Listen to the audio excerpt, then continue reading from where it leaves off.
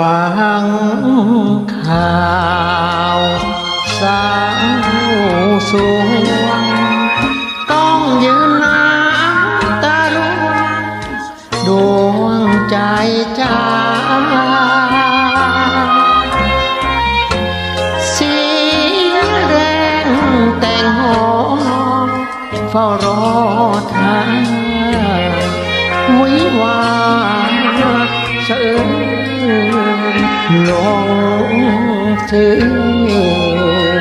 งมงายเหตุใดน้อหรืองานไม่กลับคืน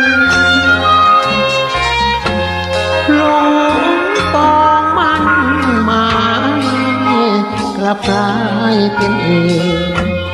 กล้ำเกินน้ำตาจาบานโทคนใจดำฝากคำด้วยลิ้นลวงเล่นเช่นกังหันเหมือนเรือเปลี่ยนพายไม่คงมันทุกวันแล้วใครจะเชื่อลาก่อนดวงใจ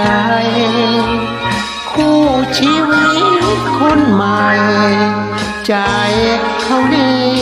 หรือ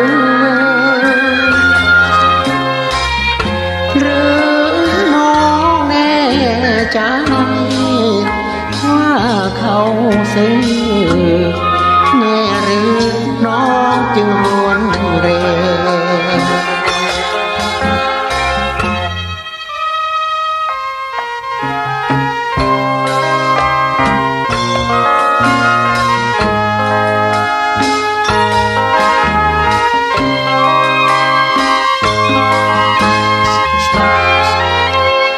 ลา